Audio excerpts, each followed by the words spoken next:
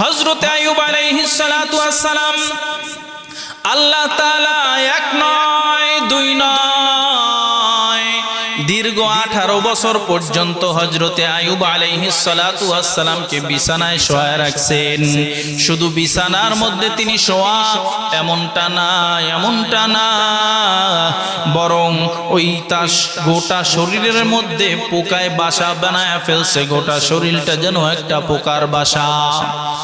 এমন হালাত তো আল্লাহ আমাকে করে নাই। সুস্থ রেখেছেন, সবল রেখেছেন, সামান্য কিছু বিপদ আপদ দিয়েছেন।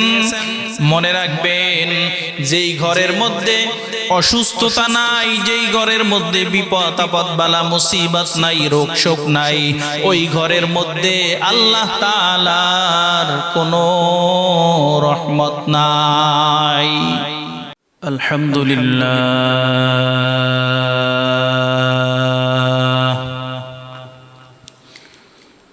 الحمد لله الذي كفى وسلام على عباده الذين اصطفى.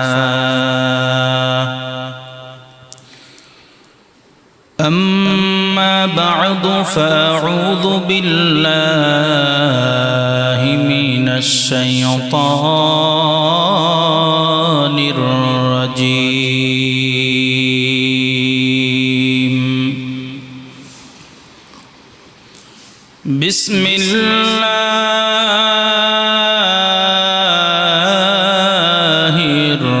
الرحمن الرحيم.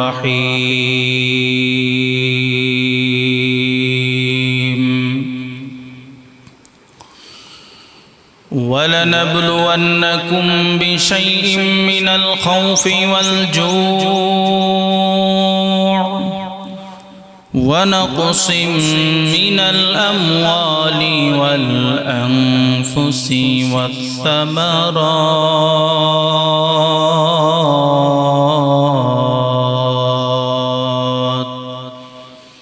وبشر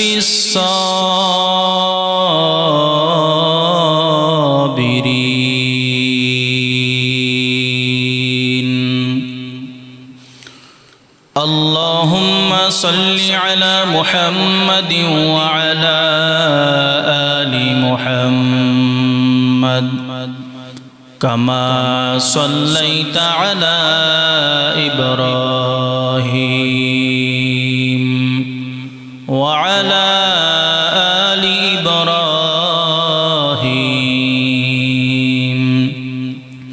إنك حميد مجيد. اللهم بارك على محمد وعلى آل محمد كما باركت على إبراهيم وعلى آل إبراهيم إنك حميد مجيد. بلغ العلا بكماله كشف الدجى بجماله حسنت جميع خصاله صلوا عليه وآله. لا إله إلا الله لا إله إلا الله لا إله إلا الله لا إله إلا الله لا إله إلا الله لا إله إلا الله لا إله إلا الله.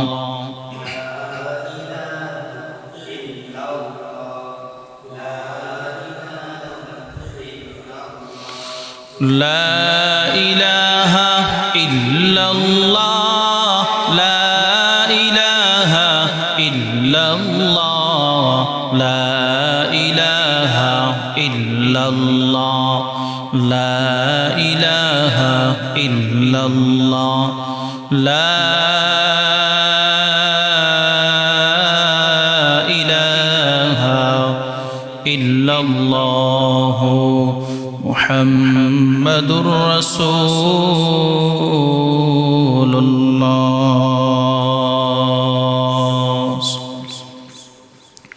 سبحانك لا علم لنا إلا ما علمتنا إنك أنت العليم الحكيم. قال رب اشرح لي صدري ويسر لي أمري واحلل عقدة من لساني يفقه قولي. الحمد لله সৃষ্টির মহান স্রষ্টা দয়াময় রব্বুল আলামিন আল্লাহ তাবারক ওয়া তাআলার দরবারে লাখো কোটি শুকর ও সুজুদ। যেই মহান স্রষ্টা রব্বুল আলামিন আল্লাহ তাআলা আপনাকে আমাকে দয়া করে মায়া করে মহব্বত করে ভালোবেসে হায়াতে জিন্দেগি থেকে একটি সপ্তাহ চলে যাওয়ার পরে দীর্ঘ এক সপ্তাহ পর পবিত্র মুহররম মাসের তৃতীয় জুমার নামাজ আদায়ের উদ্দেশ্যে আজানের সাথে সাথে রব্বে করিম আল্লাহ তাআলার পবিত্র ঘর মসজিদের মেহমান হিসেবে আসার এবং বসার মতন তৌফিক দান করেছেন। এজন্য সেই মহান স্রষ্টা রব্বুল আলামিন আল্লাহ তাবারক ওয়া তাআলার দরবারে আমরা সকলেই প্রাণ খুলে শুকর আদায় করি আলহামদুলিল্লাহ। প্রিয় হাজিরিন, আজ আমরা সুখে শান্তিতে জুমার নামাজ আদায় করার জন্য এসেছি। আজ আমরা হয়তোবা সকলেই অবগত, আমাদের দেশের আমাদের এক ভাই কুরআনুল কারীমের হাফেজ রিজাউল করিম, তিনি গত কয়েকদিন আগে বাংলাদেশের বর্তমান চলমান রাজনীতির রোষানলে পড়ে তিনি শহীদ হয়েছেন। তিনি এদেশের একটি রাজনৈতিক দলের সদস্য কর্মীর দ্বারা নিহত হয়েছেন। আমরা চাই না আমাদের দেশের সাধারণ মানুষ এই রাজনীতির রোষানলে পড়ে নিরহ মানুষ কেউ প্রাণ দেখ, এটা আমরা কেউ চাই না। আমরা দাবি জানাই আমাদের প্রিয় ভাই কুরআনুল কারীমের হাফেজ রেজাউল করিমকে যারা হত্যা করেছে তাদেরকে যেন দৃষ্টান্তমূলক শাস্তি দেওয়া হয়, তাদেরকে যেন শাস্তির আওতায় আনা হয়। ভবিষ্যতে এই নোংরা রাজনীতির মাধ্যমে, আন্দোলন সংগ্রামের মাধ্যমে, শান্তি সমাবেশের নামে অশান্তি সমাবেশের মাধ্যমে এদেশের কোনো মায়ের বুক যেন খালি না হয়। আমাদের দেশের সরকার যদি দৃষ্টান্তমূলক শাস্তির ব্যবস্থা করে তাহলে আমরা আশা করি ভবিষ্যতে কারো মাধ্যমে আর কোনো সন্ত্রাসী কর্মকাণ্ড হবে না। আমরা শান্তি প্রিয় মানুষ, আমরা চাই এদেশে শান্তি বজায় থাক, এদেশে শান্তি শৃঙ্খলা বজায় থাক, এদেশে সন্ত্রাসবাদ না হোক, এদেশ মাদক মুক্ত হোক, সন্ত্রাস মুক্ত হোক, এটাই আমাদের দাবি। প্রিয় হাজিরিন, খুতবা শুরুতে পবিত্র কোরআনুল কারীমের সূরাতুল বাকারার 155 নম্বর আয়াতে কারিমা তেলাওয়াত করিস। 155 নম্বর আয়াতে কারিমার মধ্যে আল্লাহ পাক রব্বুল আলামিন বলেন, আমি তোমাদেরকে পরীক্ষা করবই করব। ঈমানদার বান্দা বান্দীদেরকে আল্লাহ তাআলা পরীক্ষা করবেনই করবেন। এই দুনিয়াটা হলো পরীক্ষার হাল, আর এই দুনিয়ার পরীক্ষার হলে পরীক্ষা দিয়ে যেই বান্দা উত্তীর্ণ হতে পারবে, আল্লাহ পাক রব্বুল আলামিন ওই বান্দা ইন্তেকাল করতে দেরি, ওই বান্দার ঠিকানা আল্লাহ তাআলা জান্নাতে বানাতে দেরি করবেন না। সুবহানাল্লাহ। এই জন্য রব্বে করিম আল্লাহ তাআলা প্রত্যেক ঈমানদার বান্দা বান্দীদেরকে ইতিপূর্বে সবাইকে পরীক্ষা করেছেন। সমস্ত নবী রাসূলদেরকে পর্যন্ত আল্লাহ পাক রব্বুল আলামিন পরীক্ষা করেছেন। আখিরি জমানার নবীর উম্মতেরও যার ঈমান যত মজবুত হবে তার পরীক্ষা আল্লাহ তাআলা তত বড় কঠিন ভাবে নেবেন। ঈমান যত মজবুত হবে পরীক্ষা তত বড় কঠিন হবে। এজন্য বিপদ দেখলে, বালা মুসিবত দেখলে ঈমানদার এগুলোকে বিপদ বালা মুসিবত মনে করে না, বরং সেটাকে মনে করে আমার ঈমানের পরীক্ষা। আল্লাহ বলেন, আমি ভয় দেখায়া পরীক্ষা করব, ফল ফ্রুটের বাগানকে ধ্বংস করে আমি আল্লাহ পরীক্ষা করব। বিপদ দিয়ে বালা মুসিবত দিয়ে আমি আল্লাহ ঈমানওয়ালার ঈমানের পরীক্ষা নিব, ঈমান কতটুকু মজবুত হয়েছে।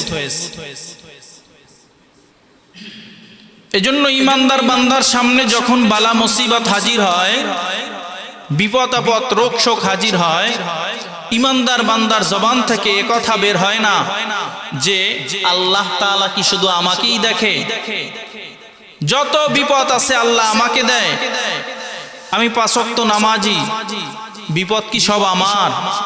ঈমানদার বান্দা এ কথা বলে না, বরং ঈমানদার বান্দা চিন্তা করে বিপদ দিয়েছেন আল্লাহ, বিপদ দেওয়ার মালিক আল্লাহ, বিপদ নেয়ার মালিক আল্লাহ। এগুলো বিপদ না, রোগ না, বালা মুসিবত না, বরং এগুলো আমার রব আল্লাহর পক্ষ থেকে আমার উপর ঈমানের পরীক্ষা। সূরাতুল বাকারার 153 নম্বর আয়াতে কারিমা তখন ঈমানদার স্মরণ করে করে বলেন, আমার আল্লাহ তো আমাকে উদ্দেশ্য করে এই কথা বলেছেন, আমার সামনে বিপদ আপদ বালা মুসিবত আসলে আমি যেন নামাজের মাধ্যমে, ধৈর্যের মাধ্যমে আমি যেন আল্লাহর সাহায্য চাই, আল্লাহর কাছে সাহায্য কামনা করি।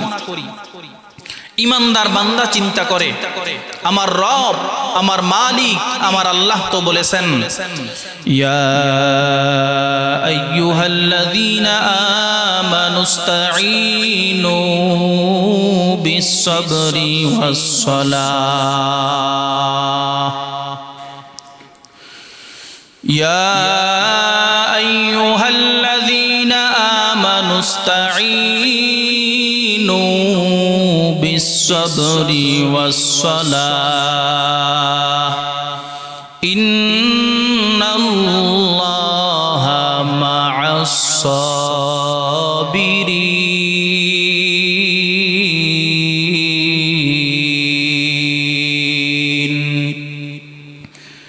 ঈমানদার বান্দা সদা সর্বদা চিন্তা করে এই বিপদে আল্লাহ আমাকে ফেলিয়েছেন, এই বিপদের সম্মুখীন আল্লাহ তাআলা আমাকে করেছেন, এই বিপদ আপদ বালা মুসিবত এগুলো তো আমার জন্য আল্লাহর পক্ষ থেকে পরীক্ষা।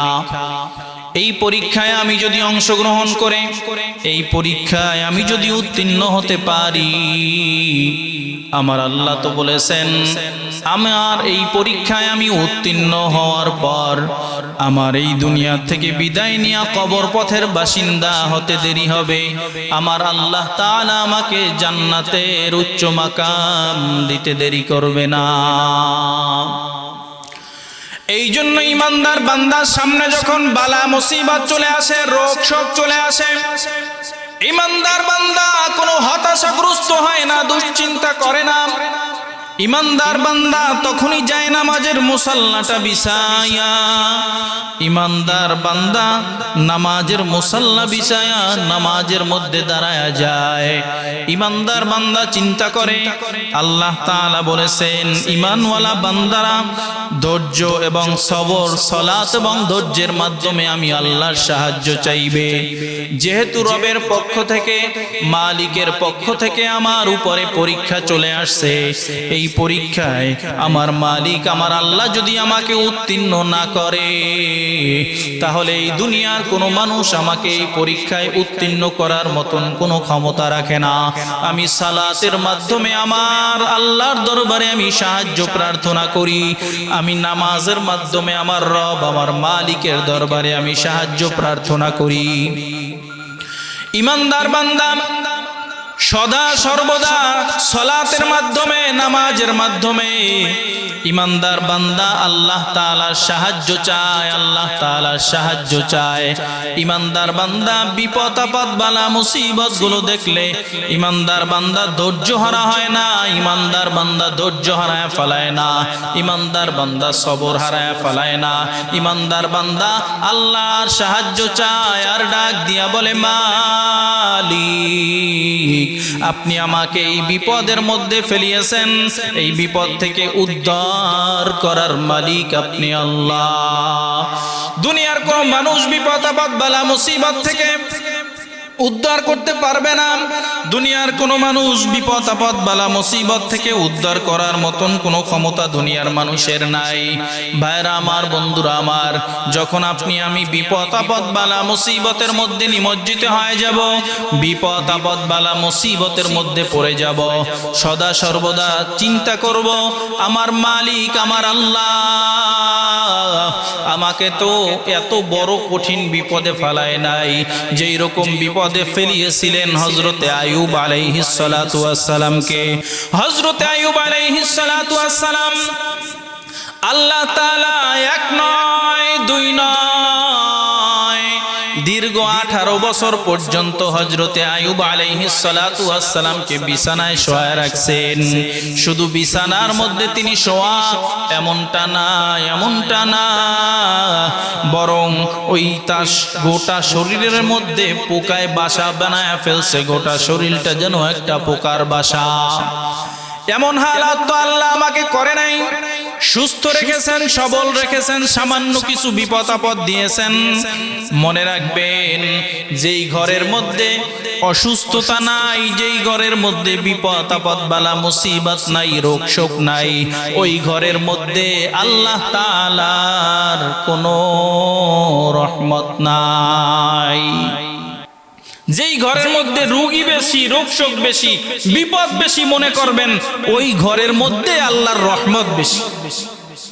কোন এক বুজুর্গ কোন এক বাড়ির মেহমান হয়ে গেছেন, মেহমান হওয়ার পরে দেখে ঘরের সবাই সুস্থ, ওই ঘরের মধ্যে কোনো বিপদ নাই, বালা মুসিবত নাই। এবার বুজুর্গ বলে, না না, এই ঘরে আমি থাকবো না, এই ঘরে থাকার মতন আমার কোনো মন মানসিকতা নাই। এবার ঘরের মালিকরা জিজ্ঞাসা করে, কেন তোমার এই ঘরের মধ্যে থাকার মন মানসিকতা কেন তুমি হারায় ফেলছ?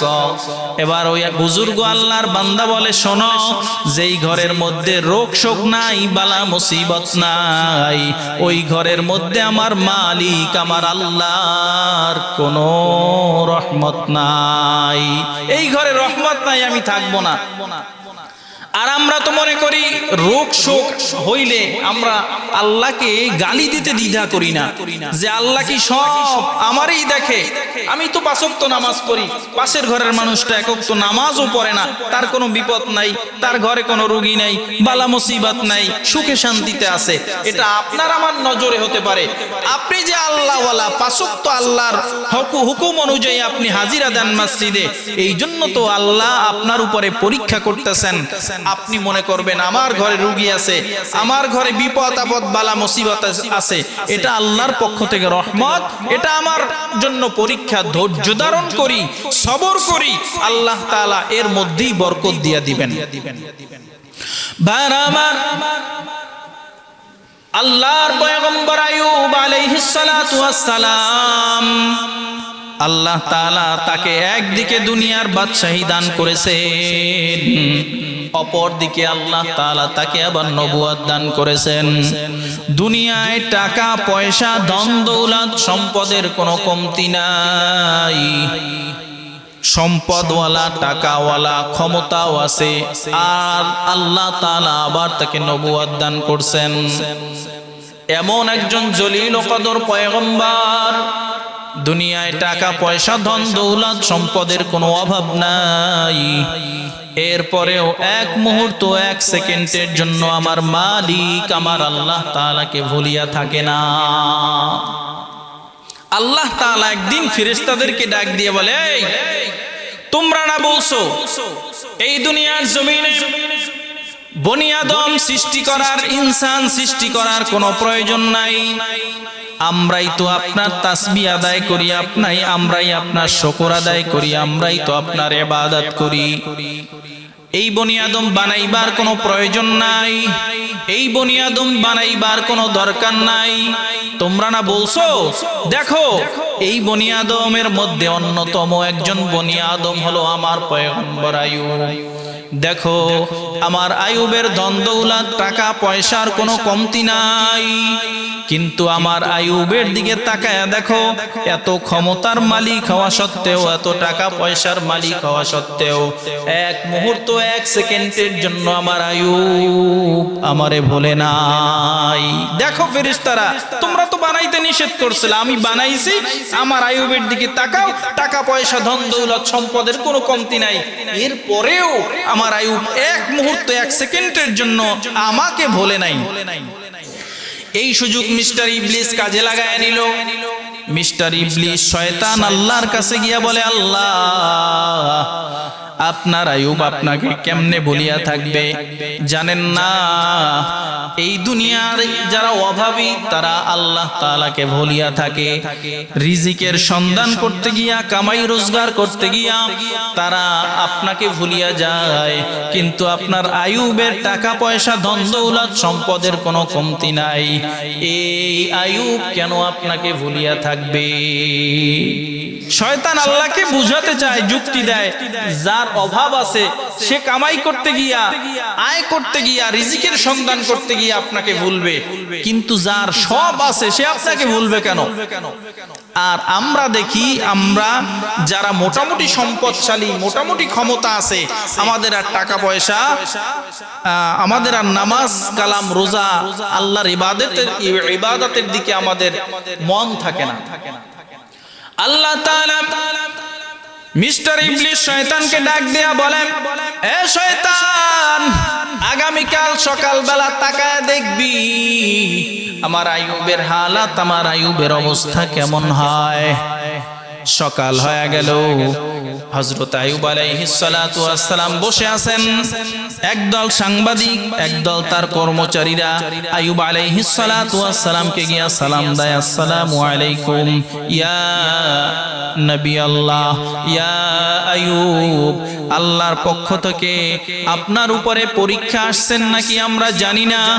ও পয়গম্বর আইয়ুব, আমরা সন্ধ্যাবেলা আপনার জায়গা জমিন ধন সম্পদ সব ঠিকঠাক দেখলাম, সকালবেলা গিয়া দেখি আপনার ধন দৌলত টাকা পয়সা জায়গা জমিন যা ছিল সব একদম পুড়িয়া ছাই হয়ে গেছে, কিচ্ছু নাই। বড় বড় হিমাগারগুলো শস্য সংরক্ষণ করা হয়, এই বড় বড় এই হিমাগারগুলো আপনার সব পুড়িয়া ছাই হয়ে গেছে। আপনার এত জায়গা জমিন, সব জায়গা জমিনগুলো ধ্বংস হয়ে গেছে, জায়গা জমিনগুলোর আইল খুঁটা পর্যন্ত আমরা সীমানা পর্যন্ত খুঁজিয়া পাই না। আল্লাহর পয়গম্বর আইয়ুব আলাইহিস সালাতু ওয়াস সালাম এত বড় দুঃসংবাদ শোনার পরেও তিনি আল্লাহর শুকর আদায় করে বলেন, আলহামদুলিল্লাহ, আমাদের যদি 100 টাকা হারিয়ে যায়, এরপরে 100 টাকার সম্পদ নষ্ট হয়, কেউ যদি এসে খবর দেয় আপনার অমুক 100 টাকার সম্পদ নষ্ট হয়েছে, আমাদের জবান দ্বারা তো আলহামদুলিল্লাহ বের হবে না। আর এই আইয়ুব আলাইহিস সালাতু ওয়াস সালামের কোটি কোটি টাকার সম্পদ নষ্ট হয়ে গেছে। বড় বড় হিমাগারগুলো যেখানে শস্য সংরক্ষণ করা হয়, এগুলো পুরে ছাই হয়ে গেছে। ধন সম্পদ, সোনা দানা, রূপা যা কিছু ছিল সব পুরে ছাই হয়ে গেছে। এরপরে শুকর আদায় করে বলে আলহামদুলিল্লাহ। এরপরে আল্লাহ তাআলা মিস্টার ইবলিসকে ডাক দিয়ে বলে, শোনো, দেখছো আমার আইয়ুবের হালাত, এত ধন সম্পদ নষ্ট হওয়ার পরেও আমার আইয়ুব আমাকে বলে নাই। এই সংবাদগুলো শোনার পরেও শুকর আদায় করে বলে আলহামদুলিল্লাহ। এবার শয়তান শয়তানির সবল দিয়া বলে, আল্লাহ আলহামদুলিল্লাহ বলবে না কি বলবে? আপনার আইয়ুব আলহামদুলিল্লাহ বলবে না, কে বলবে? বলে কেন? তার ধন দৌলত, টাকা পয়সা, সম্পদ সব নষ্ট হয়ে গেলেও তার এখনো তাজা তাজা নৌজওয়ান 6টা যুবক সন্তান দুনিয়ায় জীবিত আছে। আপনার আইয়ুবের কোনো টেনশন নাই, আপনার আইয়ুবের কোনো চিন্তা নাই।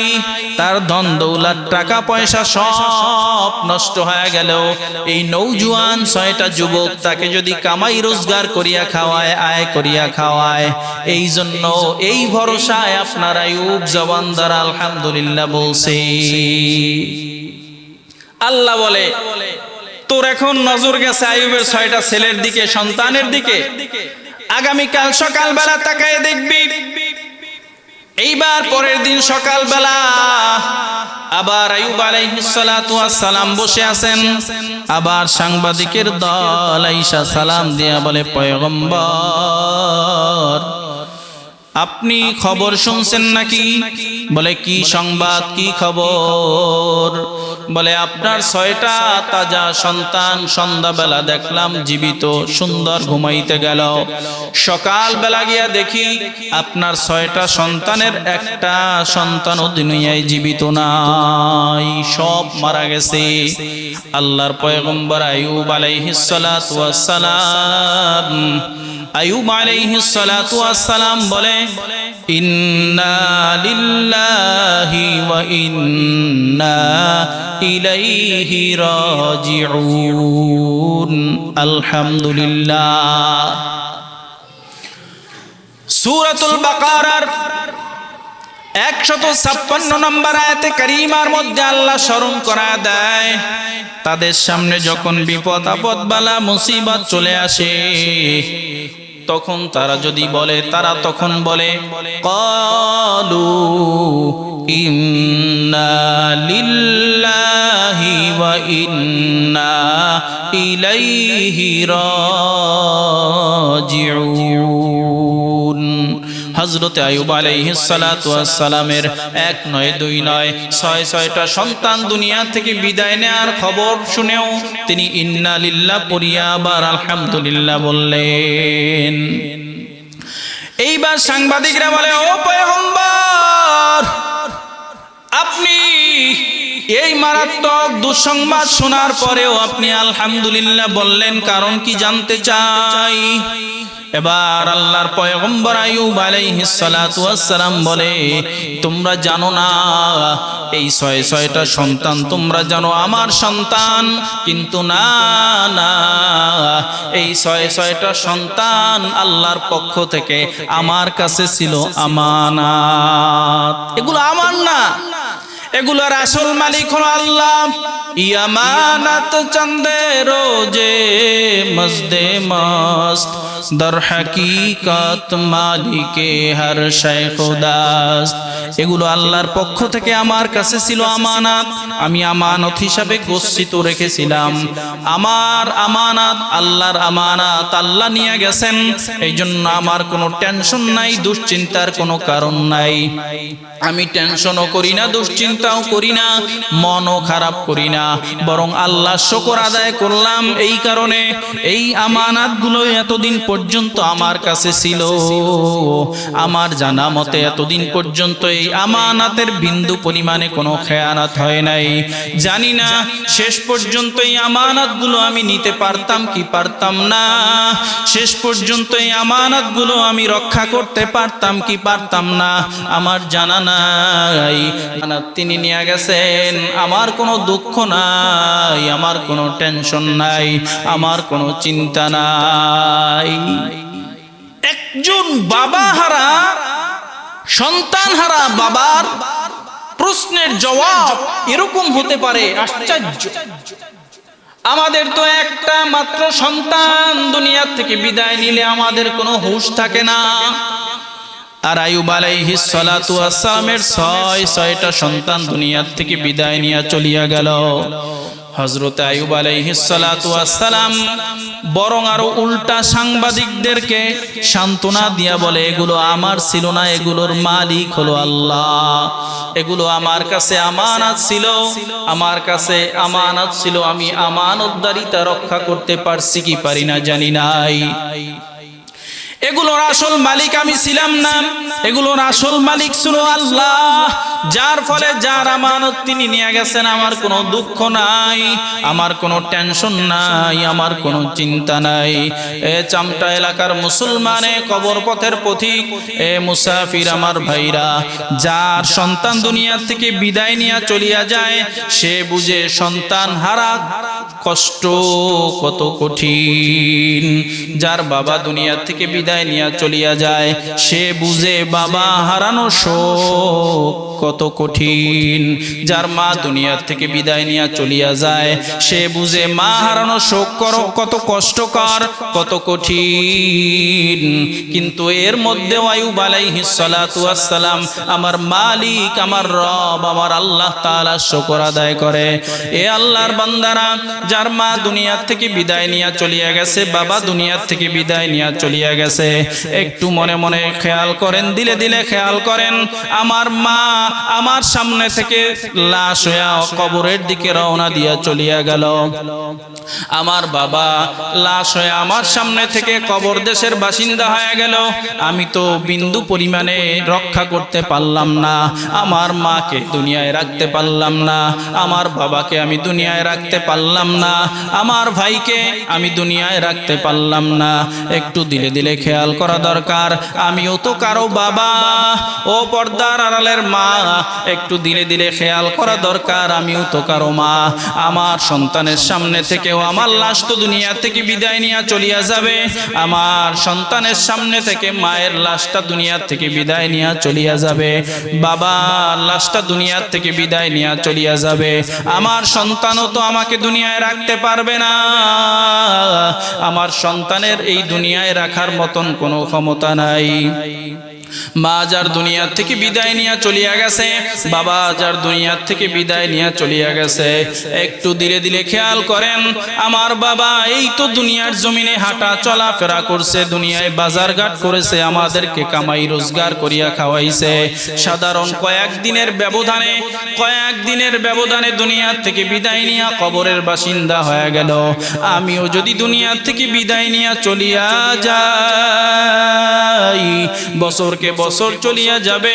এই তো 1 বছর হয়ে গেল আমাদের জলফু কাকা দুনিয়া থেকে বিদায় নিয়ে চলিয়া গেল। কোন দিন মাত্র সেই কয়েকদিন আগে বিদায় নিয়ে চলিয়া গেল, গুনতে না গুনতে 1 বছর হয়ে গেল। 1 বছর কোন তারিখে মারা গেছে আমার স্মরণ ছিল না, ফেসবুকে দেখলাম 1 বছর হয়ে গেল, 1 বছর পূর্ণ হয়ে গেল। আমি দেখে তখন ভাবলাম 1 বছরটা কোথা থেকে চলিয়া গেল আমরা কেউ বলতে পারি না। আমার তো মনে হয় সেই দিন কবরে দাফন করিয়া চলিয়া আসছি। আজ 1 বছর হয়ে গেল। আপনি আমি দুনিয়ার থেকে যদি বিদায় নিয়ে চলিয়া যাই, দুনিয়ার কার্যক্রম সব কিছু চলতে থাকবে, সব কিছু চলবে, আপনি আর আমি দুনিয়ায় কিন্তু থাকবো না।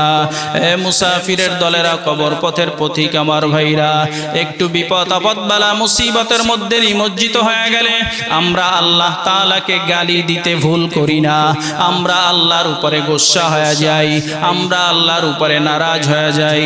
হযরত আইয়ুব আলাইহিস সালাতু ওয়াস সালামের ঘটনা থেকে শিক্ষা নাও। হযরত আইয়ুব আলাইহিস সালাতু ওয়াস সালামের ছয়টা সন্তান দুনিয়া থেকে বিদায় নিয়ে চলে যাওয়ার পরেও হযরত আইয়ুব আলাইহিস সালাতু ওয়াস সালাম আমার মালিক, আমার রব, আমার আল্লাহ শুকর আদায় করে বলে আলহামদুলিল্লাহ। ভাইরা আমার, বন্ধুরা আমার, দুনিয়ার মধ্যে বিপদ আপদ বালা মুসিবতের মধ্যে পড়লে তোমার চোখে বড় পানি চলে আসে, তোমার দুই নয়ন ভরে ভরে পানি বের হয়। এ মুসাফিরের দলেরা, কবর পথের পথিক আমার ভাইরা, তোমার মায়ের কথা স্মরণ করিয়া তোমার চোখে কি একটু পানি আসে না? তোমার বাবার কথা স্মরণ করিয়া করিয়া তোমার দুই চোখে কি একটু পানি আসে না? বাবা হারা শোক কত কঠিন। যার বাবা দুনিয়া থেকে বিদায় নিয়ে চলিয়া গেছে তার কাছে একটু জিজ্ঞাসা করিয়া দেখো, কত বছরকে বছর হয়ে গেল বাবাকে দাফন করিয়া আসছো, আজ পর্যন্ত মা বাবার কোনো খোঁজ খবর নিতে পারো নাই। এই যে হাজারো বছর মধ্যে কবরের মধ্যে পানি, কবরের উপরে পানি, ডানে পানি, বামে পানি, তোমার কি তখনও তোমার মা বাবার কথা একটু স্মরণ হয় না? তোমার কি তোমার মা বাবার কথা একটু মনে পড়ে না? আমি তো সুন্দর দুনিয়ায় আরামের মধ্যে ঘুমাই, বিল্ডিং এর মধ্যে ঘুমাই, সুন্দর খাটের মধ্যে আমি ঘুমাই। আমার মাকে যেখানে দাফন করিয়া চলে আসছি, আমার বাবাকে যেখানে দাফন করিয়া চলে আসছি, এই বর্ষার মৌসুমে পানিতে তো কবরটা হাবুডুবু খায়। ওই মায়ের জন্য, ওই বাবার জন্য আমি কি করতে পারলাম? ওই মায়ের জন্য আমার ভালোবাসা কেমন, ওই বাবার জন্য আমার ভালোবাসা কেমন? মা বাবা তোমার কাছে আর কোনোদিন খাবার চাইবে না, নতুন জামা কাপড়ও চাইবে না, নতুন কোনো কিছু মা বাবাকে দেওয়ার প্রয়োজন হইবে না। তুমি একটু নামাজের শেষে তোমার রবের কাছে তোমার মা বাবার মাগফিরাতের জন্য একটু দোয়া করো। এর থেকে বড় পাওয়া, এর থেকে বড় চাওয়া তোমার মা বাবার জন্য আর কিছু হতে পারে না। ভাইরা আমার, বন্ধুরা আমার, মনে করতে পারেন আমি এত ছোট মানুষ, এত আপনাদের এত একটা বড় মসজিদের দায়িত্ব আল্লাহ তাআলা আমাকে দিয়েছেন, শত শত হাজার হাজার মানুষের সামনে কথা বলার মতন যোগ্যতা আল্লাহ তাআলা দিয়েছেন। না না না, এমনি হয় নাই। পিছনে বসিয়া যত সমালোচনা করেন না কেন, যত গীবত বলেন না কেন, এই যোগ্যতা হাসিলের পিছনে বড় একটা হাতিয়ার আছে, মা বাবার দোয়া। মা বাবার দোয়া ব্যতীত এই পর্যন্ত আসতে পারি নাই। ভাইরা আমার, বন্ধুরা আমার, মা বাবার কথা বললে হাজারো মানুষের চোখে পানি চলিয়ে আসে। মনে করতে হবে তোমার চোখে কেন পানি চলিয়ে আসে না? মনে করতে হবে গুনাহ করতে করতে সাদা ধবধবে অন্তরটা তুমি কালো বানায় ফেলছো, যার ফলে তোমার মা বাবার জন্য দুই চোখে পানি চলিয়ে আসে না। মা বাবার কথা স্মরণ করিয়া দোয়া করতেও মনে চায় না। না না না,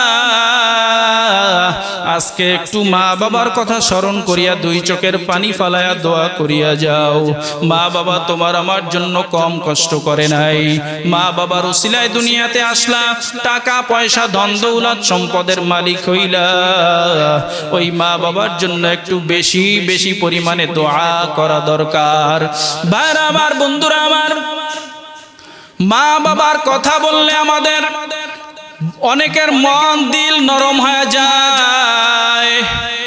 যখন দুনিয়ার কোনো জীবিত মানুষ, যার মা বাবা দুনিয়ায় জীবিত আছে, এমন কোন মানুষ যখন মাকে মা বলে ডাক দেয়, বাবাকে আব্বু বলে ডাক দেয়, তখন যার মা বাবা দুনিয়ায় নাই তার অন্তরটা বড় খেয়ে যায়, কলিজাটা বড় খেয়ে যায়। আজ কার কতদিন হয়ে গেল মাকে মা বলে ডাক দিতে পারেন না, বাবাকে বাবা বলে ডাক দিতে পারেন না। আল্লাহর কসম করিয়া বলিয়া গেলাম, চামটাম মুসলমান, ইমাম সাহেবের কাছে দোয়া চাওয়ার কোনো প্রয়োজন নাই, দরকার নাই। 5 ওয়াক্ত নামাজ পড়িয়া পড়িয়া যদি আপনি আল্লাহর দরবারে বলতে পারেন, মালিক রব্বির হামহুমা কামা রব্বায়ানি সগীরা, এর থেকে বড় দোয়া মা বাবার জন্য পৃথিবীর বুকে আর হতে পারে না। বার আমার, হযরত আইয়ুব আলাইহিস সালাতু ওয়াস সালাম এই মারাত্মক বড় সংবাদ শোনার পরেও তিনি আলহামদুলিল্লাহ বললেন। এবার মিস্টার ইবলিস ডাক দিয়া বলে, আল্লাহ, আপনার আইয়ুব আলহামদুলিল্লাহ বলবে না কি বলবে? আপনার আইয়ুবের এক নয়, দুই নয়, তিনটা স্ত্রী আছে। তিনটা স্ত্রী আছে, তারা যদি মানুষের বাড়ি কাজ করেও খাওয়ায় তাহলেও তো আপনার আইয়ুবের খানার ব্যবস্থা হয়ে যাবে, তার তো কোনো টেনশন নাই। এইবার আল্লাহ বলেন, তোর এখন আইয়ুবের স্ত্রীদের দিকে নজর চলিয়া গেছে। দেখ আগামীকাল সকালবেলা আইয়ুবের স্ত্রীদের হালাত, স্ত্রীদের অবস্থা কেমন হয়। এবার পরের দিন সকালবেলা হযরত আইয়ুব আলাইহিস সালাতু ওয়াস সালামের কাছে একজন স্ত্রী ছিল, যার নাম হলো, কিতাবের মধ্যে 3টা নাম আসছে, এর মধ্যে প্রসিদ্ধ একটা নাম হলো বিবি রহিমা। তিনি কাছে ছিল, তিনি ব্যতীত বাকি 2জন স্ত্রী কেউ বলেন চলিয়া গেছে, কেউ বলেন ইন্তেকাল করছে। এইবার সংবাদ শোনার পরে এবার বলে আলহামদুলিল্লাহ, আলহামদুলিল্লাহ সারাসারি নাই। এইবার আল্লাহ ডাক দিয়া বলে, মিস্টার ইবলিস দেখ, আমার আইয়ুবের ধন সম্পদ টাকা পয়সা সব চলিয়া গেল, 6টা ছেলে চলিয়া গেল, স্ত্রীরাও বিদায় নিল, বিবি রহিমা বাদে সবাই বিদায় নিয়ে চলিয়া গেল। দেখ এরপরে আমার আইয়ুবের আলহামদুলিল্লাহ সুর বিন্দু পরিমাণে কোনো কমতি আছে নাকি? এবার বলে আল্লাহ, এ সব গেলে কি হয়? আপনার আইয়ুবের তো সুঠাম একটা দেহ আছে, সুন্দর একটা দেহ আছে, এই দেহ নিয়ে মানুষের বাড়ি যদি কাজ করে, আমাদের ভাষায় বলে বদলা দেয়, তাতেও তো তার খাবারের ব্যবস্থা হয়ে যাবে। আল্লাহ বলেন, শয়তান, তোর এখন আমার আইয়ুবের শরীরটার দিকে নজর গেছে, আগামীকাল সকালবেলা তাকায়া দেখবি আমার আইয়ুবের শরীরের হালাত, শরীরের অবস্থা কেমন হয়।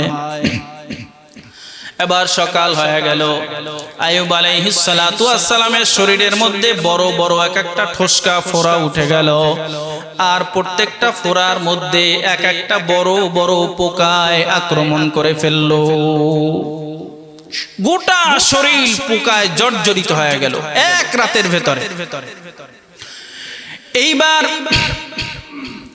পোকার হালাত অবস্থা এমন হয়ে গেল, আইয়ুব আলাইহিস সালাতু ওয়াস সালামের গোটা শরীরটা একদম পোকার বাসায় পরিণত হয়ে গেল, গোটা শরীরটায় পশম ধরে গেল, পশম ধরে ধরে মানুষ পচা গন্ধ ছুটিয়া গেল। এলাকাবাসী মহল্লাবাসী আইসা বলে, ও বিবি রহিমা, তোমার স্বামী আইয়ুবকে নিয়ে আর এখানে থাকা যাবে না, আমরা তোমার আইয়ুবের, তোমার স্বামীর শরীর পচা গন্ধে আমরা এখানে খানা খাইতে পারি না, ছেলে সন্তানরা খানা খাইতে পারে না, সবাই কষ্টের মধ্যে এলাকার মধ্যে বসবাস করে, তোমার স্বামীকে নিয়ে তুমি অন্যত্র কোথাও চলিয়া যাও। হযরত রহিমা আলাইহাস সালাতু ওয়াস সালাম স্বামীকে নিয়ে আবার খোলা ময়দানের মধ্যে চলে গেল। খোলা ময়দানের মধ্যে কিছুদিন বসবাস করার পরে দলে দলে কৃষকরা এসে বলে, ও বিবি রহিমা, তোমার স্বামীকে নিয়ে এই খোলা ময়দানের মধ্যে থাকা যাবে না, কারণ আমরা কৃষকরা কৃষি কাজ করি, এই গ্রান আর গন্ধে মাঠের মধ্যে আমরা কাজ করতে পারি না, তোমার স্বামীকে নিয়ে এখান থেকে ভাগিয়া যাও। এইবার হযরত রহিমা আলাইহাস সালাতু ওয়াস সালাম আইয়ুব আলাইহিস সালাতু ওয়াস সালামকে নিয়ে রাস্তার পাশে একটা ছোট্ট কুঁড়ে ঘর বানাইলেন, রাস্তার পাশে কুঁড়ে ঘরের মধ্যে বসবাস করা আরম্ভ করলেন। রাস্তার পথচারীরা আইসা বলে, ও রহিমা, তোমার স্বামীকে নিয়ে এখান থেকে ভাগিয়া যাও, তোমার স্বামীকে আর এখানে রাখা যাবে না, আমরা পথচারীরা রাস্তায় ঘ্রাণ আর গন্ধে আমরা হাঁটতে পারি না, চলতে পারি না, এখান থেকে গেলে আমাদের চলতে বড় কষ্ট হয়। রহিমা আলাইহিস সালাতু ওয়াস সালাম সর্বশেষ তার স্বামী আইয়ুব আলাইহিস সালাতু ওয়াস সালামকে নিয়ে শহরের ময়লা যেখানে ফালানো হয় ওই ডাস্টবিনের আশেপাশে একটা ছোট্ট কুঁড়ে ঘর বানায়া ফেললেন, আর ওই কুঁড়ে ঘরের মধ্যে বসবাস করা আরম্ভ করলেন। ময়লার ডাস্টবিন থেকে এমনিই তো দুর্ঘ্রাণ, মানুষ যে ওখান থেকে তাকে তাড়ায়া দিবে, ওখান থেকে তাকে সরায়া দিবে, এমন কোনো পরিবেশ পরিস্থিতি যেন না হয়। জলিল কদর একজন পয়গম্বর, যার টাকা পয়সা ধন দৌলত ক্ষমতার কোনো অভাব ছিল না। একদিকে দুনিয়ার বাদশাহ, অপরদিকে আবার পয়গম্বর, অপরদিকে আল্লাহর নবী।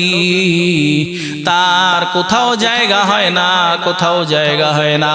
শেষ পর্যন্ত ময়লার ডাস্টবিনের পাশে বাসা বানায়া সেখানে বসবাস করা আরম্ভ করে দিছে। ভাইরা আমার, বন্ধুরা আমার, লম্বা ঘটনা বলা উদ্দেশ্য না, ঘটনা থেকে শিক্ষা গ্রহণ করা উদ্দেশ্য। আপনার আমার উপরে আল্লাহ তাআলা তো এত বড় পরীক্ষা করে নাই। আপনার আমার শরীরের মধ্যে তো বড় বড় ফোড়া দেয় নাই, পোকা দেয় নাই। এক নয়, দুই নয়, দীর্ঘ 13 বছর পর্যন্ত এরকম রোগে আক্রান্ত ছিলেন হযরত আইয়ুব আলাইহিস সালাতু ওয়াস সালাম। 13 বছর পর একদিন হঠাৎ করে আল্লাহ তাআলার এই পাঠানো পোকাগুলো আইয়ুব আলাইহিস সালাতু ওয়াস সালামের জিহ্বার মধ্যে একটা কামড় বসায় দিছে। হযরত আইয়ুব আলাইহিস সালাতু ওয়াস সালাম হাউমাউ করিয়া কান্না আরম্ভ করে দিছে, আয় আল্লাহ, এই দীর্ঘ 13 বছরের মধ্যে আপনার কাছে আমি কোনো আরজি করি নাই, আপনার কাছে আমি কোনো দাবি পেশ করি নাই। এই দীর্ঘ 13 বছর পর আপনার কাছে আমি একটা আরজি করতে চাই, আপনার কাছে একটা দাবি আমি পেশ করতে চাই। আমার শরীরের সমস্ত গোশতগুলো খেয়ে খেয়ে পোকায় ধ্বংস করে ফেলাক, আমার কোনো আপত্তি নাই, কোনো আপত্তি নাই, কিন্তু আমার জিহ্বার মধ্যে যেন পোকা আঘাত না করে। কারণ এই জিহ্বা দ্বারা আমি মালিক তোমার রবের নাম সদা সর্বদা আমি নিতেছি। এই জিহ্বা যদি পোকায় খায়া শেষ করে ফেলায়, তাহলে এই জিহ্বার মাধ্যমে, এই জবানের মাধ্যমে আপনার নাম আমি নিতে পারবো না। ভাইরা আমার, বন্ধুরা আমার, আপনার জিহ্বা ভালো, জবান ভালো, চেহারা সুন্দর, কিন্তু দৈনিক আমার মালিক আমার রবের নাম কয়বার আপনি আমি নিতে পারি, কয়বার আমার রব আমার আল্লাহর নাম আমার জবান থেকে বের হয়। 13 বছর পর একদিন হযরত রহিমা আলাইহা সালাতু ওয়াস সালাম তিনি প্রতিদিন তার স্বামীকে জিহ্বা, তার নিজের মুখ দ্বারা খাবারগুলো চাবায়া চাবায়া জিহ্বার আঘাত থেকে তার স্বামীর মুখের একদম ভিতরে প্রবেশ করায়া দিতেন। কারণ মুখের হালাত, মুখের অবস্থা এমন ছিল না যে নিজে মুখে কোনো খাবার তুলিয়া দিলে চিবায়া খাইতে পারে। দীর্ঘদিন পর্যন্ত বিবি রহিমা আলাইহা সালাতু ওয়াস সালাম নিজে খাবার চাবায়া চাবায়া জিহ্বার আগা দ্বারা স্বামীকে খাওয়ায় দেয়। আপনার আমার ঘরে যেই মা বোনরা আছে, তারা কি স্বামীর খেদমত এই পরিমাণে করে কিনা? আপনি আমি 2 দিন 3 দিন 4 দিন, সর্বোচ্চ 1 মাস, 1 সপ্তাহ, 1 বছর বিছানার মধ্যে পড়ে থাকলে স্ত্রীরা খেদমত করতে চায় না। কিন্তু রহিমা আলাইহা সালাতু ওয়াস সালাম তার স্বামীকে ছাড়িয়া যায় নাই। রহিমা আলাইহা সালাতু ওয়াস সালাম দীর্ঘ 13 বছর পর জিহ্বার মধ্যে খাবার নিয়ে স্বামীকে খাওয়ানোর জন্য তিনি আগায়া গেলেন। তার জিহ্বাটা স্বামীর মুখের মধ্যে প্রবেশ করায়া দিলেন। প্রবেশ করার সাথে সাথে 2টা পোকা হযরত রহিমা আলাইহা সালাতু ওয়াস সালামের জিহ্বার মধ্যে আঘাত করে দিছে। আঘাত করার সাথে সাথে রহিমা আলাইহা সালাতু ওয়াস সালাম ঠাস করিয়া বেহুশ হইয়া পড়িয়া গেছে। বেহুশ হইয়া পড়িয়া যাওয়ার পর, হুশ আসার পর ডাক দিয়া বলে, ও প্রাণের স্বামী, এই 2টা মাত্র পোকার কামড় আমি সইতে পারি না। আপনি দৈনিক হাজার হাজার পোকার কামড় কি করে সহ্য করেন? আপনি একটু আল্লাহর দরবারে বলিয়া দেন, আল্লাহর দরবারে বলেন, আল্লাহ, দীর্ঘ 13 বছর পর্যন্ত তুমি আমাকে এই রোগে আক্রান্ত করেছ, এখন দয়া মায়া করিয়া তুমি আমাকে সুস্থ করিয়া দাও। হযরত আইয়ুব আলাইহিস সালাতু ওয়াস সালাম কান্না সুরে ডাক দিয়া বলে, ও প্রাণের বিবি, শোনো, দীর্ঘ 70 বছর পর্যন্ত আমার আল্লাহ আমাকে কোনো জ্বর সর্দি কাশি পর্যন্ত দেয় নাই। আমার হায়াতে জিন্দেগির 70 বছর পর্যন্ত আমার কোনো অসুখ বিসুখ হয় নাই, আমার কোনো রোগ হয় নাই। 70 বছরের মধ্যে একটু ঠান্ডা জ্বরও হয় নাই। আমার মাত্র রোগের বয়স হয়েছে 13 বছর। আমার 70 বছর যদি রোগের বয়স না হয়, আমি আমার মালিকের দরবারে আমার সুস্থতার জন্য দোয়া করতে পারবো না। 70 বছর যেই রব সুস্থ রেখেছে, ওই রব মাত্র 13 বছর আমাকে অসুস্থ রেখেছে। এই রবের কাছে 70 বছর হওয়ার আগ পর্যন্ত আমি কোনো দরখাস্ত করতে পারবো না। কোন মুখ নিয়ে আমি আমার রবের কাছে দরখাস্ত করব? যেই রব আমাকে 70 বছর সুস্থতার নেয়ামত দিয়েছেন, অসুস্থতা নামক নেয়ামত দিয়েছেন মাত্র 13 বছর। ও রহিমা, তোমার যদি কষ্ট হয় তুমি আমাকে ফালায়া চলিয়া যাও। আমার মালিক, যেই মালিক আমাকে অসুস্থতা নামক নেয়ামত দিয়েছেন, ওই মালিক আমার জন্য উত্তম ব্যবস্থা করবেন। রহিমা আলাইহিস সালাতু ওয়াস সালাম যায় না। লম্বা ঘটনা। এরপরে 1 নয় 2 নয় আরো 5 বছর কাটিয়ে গেল। 18 বছর যখন পূর্ণ হয়ে গেল, 18 বছর পর আল্লাহ তাআলা জিবরিল আলাইহিস সালাতু ওয়াস সালামকে হযরতে আইয়ুব আলাইহিস সালাতু ওয়াস সালামের কাছে পাঠিয়ে দিলেন। এবার জিবরিল আলাইহিস সালাতু ওয়াস সালাম আয়েশা সালাম দিলেন, আসসালাতু ওয়াস সালামু আলাইকা ইয়া নবী আল্লাহ। কিন্তু আইয়ুব আলাইহিস সালাতু ওয়াস সালামের জবান থেকে সালামের কোনো আওয়াজ নাই, সালামের কোনো উত্তর নাই। কিছুক্ষণ পর, অনেকক্ষণ কাটার পর হযরত আইয়ুব আলাইহিস সালাতু ওয়াস সালাম বলে, ওয়া আলাইকাস সালাম ইয়া জিবরিল।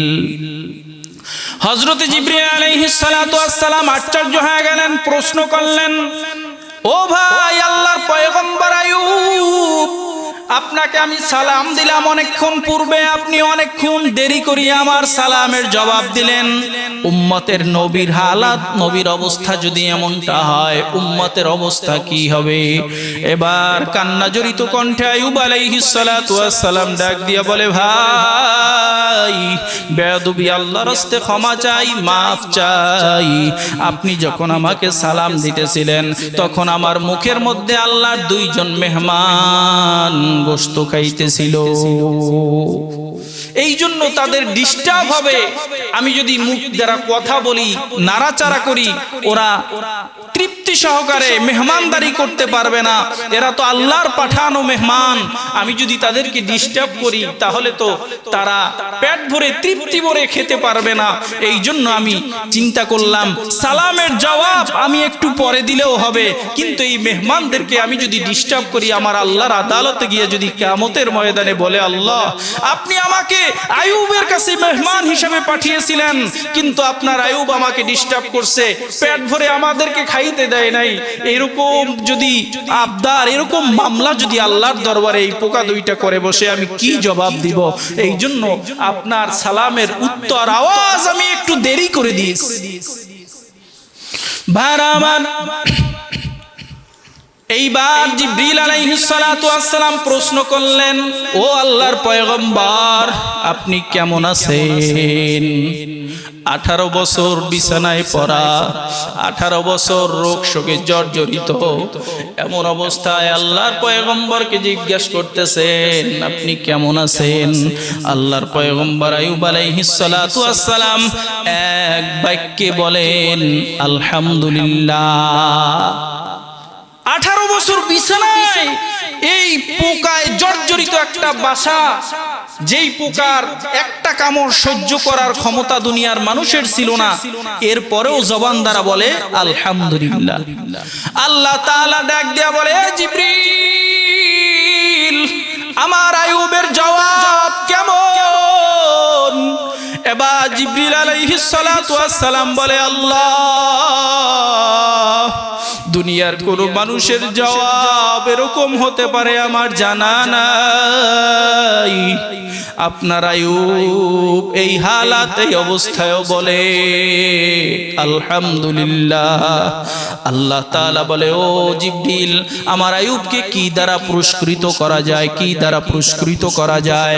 এবার আল্লাহ তাআলার কাছে জিবরিল আলাইহিস সালাতু ওয়াস সালাম বলে, আল্লাহ, তার জন্য এখন উত্তম পুরস্কার হলো আপনি তাকে সুস্থতা নামক নেয়ামত দিয়ে দেন। এইবার আল্লাহ তাআলা বলেন, তুমি আসো, জান্নাত থেকে আমার পয়গম্বর আইয়ুবের জন্য 5টা পুরস্কার নিয়ে যাও। এর আগে তুমি আমার আইয়ুবকে আমার হুকুমে তুমি সুস্থ করিয়া দাও। এইবার আল্লাহর পয়গম্বরকে জিবরিল আলাইহিস সালাতু ওয়াস সালাম বলেন, ও আল্লাহর পয়গম্বর, আপনার জন্য সুসংবাদ, আপনার জন্য আমার রব, আমার আল্লাহ পুরস্কার ঘোষণা করেছেন। আপনি একটু ডান পাটা জাগান, ডান পা জাগায়া ডান পায়ের এই গোড়ালি দিয়ে একটু মাটির মধ্যে আঘাত করেন। আপনি মাটির মধ্যে আঘাত করার সাথে সাথে পানির ফোয়ারা বের হবে। ওই পানির ফোয়ারা দিয়ে আপনাকে গোসল করতে হবে। আল্লাহর পয়গম্বর আইয়ুব আলাইহিস সালাতু ওয়াস সালাম হাউমাউ করিয়া কাঁদিয়া দিছেন, ও জিবরিল, তুমি একটু আমার পায়ের গোড়ালির দিকে তাকাও। আমার পায়ের গোড়ালি বলতে কিছু নাই, সব পোকায় খেয়ে ঝাঁঝরা করে ফেলছে। কিতাবের মধ্যে এসেছে হযরতে আইয়ুব আলাইহিস সালাতু ওয়াস সালামের শরীরের বিভিন্ন হাড়গুলো, হাড়গুলো দেখা যাইতো, গোশত ছিল না। আল্লাহর পয়গম্বর আইয়ুব আলাইহিস সালাতু ওয়াস সালাম কান্না জড়িত কণ্ঠে বলে, আমার কোনো গোড়ালি নাই। আল্লাহর পয়গম্বরকে বলা হয়, আপনি ইশারা করেন, ইশারা করার ক্ষমতার মালিক আপনি, পানির ফোয়ারা বের করার মালিক আল্লাহ। এইবার আল্লাহর পয়গম্বর আইয়ুব পা দ্বারা ইশারা করলেন, নরম কাদা মাটির থেকে পানির ফোয়ারা বের হয়ে গেল। আল্লাহর পয়গম্বরকে হাতের মধ্যে নিয়ে এক কোষ পানি পান করায়া দেওয়া হলো। পানি পান করানোর সাথে সাথে শরীরের সমস্ত পোকাগুলো ঝরঝরায়া পড়ে গেছে। এইবার আল্লাহর পয়গম্বর আইয়ুব আলাইহিস সালাতু ওয়াস সালামকে ওই পানি দ্বারা গোসল করানো হলো। গোসল করানোর সাথে সাথে আইয়ুব আলাইহিস সালাতু ওয়াস সালামের ওই 18 বছর আগে যেই চেহারা, যেই শরীর ছিল, যেই সুঠম দেহ ছিল, সাথে সাথে আল্লাহ তাআলা সেই রকম চেহারার অধিকারী বানায়া দিছে। এবার আল্লাহ বলেন, জান্নাত থেকে 5টা পুরস্কার তার জন্য নিয়ে যাও। 1 নাম্বার পুরস্কার একটা পাঞ্জাবি নিয়ে যাও, 2 নাম্বার একটা পাজামা নিয়ে যাও, 3 নাম্বার একটা পাগড়ি নিয়ে যাও, 4 নাম্বারে একটা মেসওয়াক নিয়ে যাও, 5 নাম্বারে একটা জায়নামাজ নিয়ে যাও। আল্লাহর পয়গম্বরকে 5টা জান্নাতি পুরস্কার দেওয়া হলো। এবার আল্লাহর পয়গম্বর জান্নাতি পোশাক পরিধান করলেন। পরিধান করার সাথে সাথে জায়নামাজটা হাতে পাওয়ার সাথে সাথে তিনি অনুভব করলেন, চিন্তা করলেন, যেই মালিক 18 বছর পর আমাকে সুস্থতা নামক নেয়ামত দিয়েছেন, ওই মালিকের শুকরিয়া আদায় করার জন্য জায়নামাজটা বিছায়া নামাজে দাঁড়ানো দরকার। আর আমরা করি কি, কেউ যদি হজ থেকে আসে, বিদেশ থেকে আসে, জায়নামাজ হাদিয়া দেয়, আমরা সুন্দরভাবে বাস করে আলমারির মধ্যে রাইখা দিই, বছরকে বছর চলিয়ে যায়, জায়নামাজ বাইর করি। জান্নাত থেকে জায়নামাজ পুরস্কার দেওয়ার পর বলা হয় নাই আপনি শোকেজের মধ্যে রাইখা দিয়েন, বছরে একবার বের করিয়েন। ঘরে যদি কারো জায়নামাজ থাকে, নিয়ত করবেন, চেষ্টা করবেন নামাজ আদায় করার। বলতে পারেন একাধিক জায়নামাজ আছে, পরিবর্তন করে করে নামাজ আদায় করার চেষ্টা করবেন। আল্লাহর পয়গম্বর আইয়ুব আলাইহিস সালাতু ওয়াস সালাম নামাজের মুসাল্লা বিছায়া 4 রাকাত নামাজের নিয়ত করলেন। 4 রাকাত নামাজের নিয়ত করার পরে 3 রাকাত নামাজ পড়ার পর তিনি সালাম ফিরে ফেলছে। 4 রাকাতের নিয়ত করছে, 3 রাকাতের পর সালাম ফিরে ফেলছে। এবার জিবরিল বলে, কি করলেন আল্লাহর পয়গম্বর, আপনি না 4 রাকাতের নিয়ত করছেন, 3 রাকাতে সালাম ফিরাইলেন, কারণ কি? আল্লাহর পয়গম্বর আইয়ুব বলে, আসলেই তো আমি তো 4 রাকাতের নিয়ত করছিলাম, 3 রাকাতেই সালাম ফিরে ফেললাম। আল্লাহ তাআলা বলেন, এ জিবরিল, তুমি তো আমার আইয়ুবের সাথে নামাজের সঙ্গী না, তুমি তো মুসল্লি না, তুমি বাহিরের মানুষ, কেন লোকমা দিলা? এই জন্য কেউ যদি বাহিরে থাকে, নামাজে না থাকে, ইমাম সাহেবের সাথে লোকমা দিলে হয় না। আল্লাহ তাআলাকে বলেন আমার চোখের সামনে 4 রাকাত নামাজের নিয়ত করলো, 3 রাকাত আদায় করলো, আমি লোকমা দেব না কেন? আল্লাহ বলেন না না, শুকরিয়া আদায় করার জন্য আমার আইয়ুব খুশিতে যা আদায় করছে আমি আল্লাহ তা কবুল করে নিয়েছি। ও জিবরিল শোনো, কিয়ামত পর্যন্ত যত আনেওয়ালা উম্মত আসবে তাদের জন্য আমি এই 3 রাকাত নামাজ, ওই সময়টা ছিল সূর্য ডুবো ডুবো অবস্থায়, এমন সময় আইয়ুব আলাইহিস সালাতু ওয়াস সালাম 3 রাকাত নামাজ আদায় করছেন।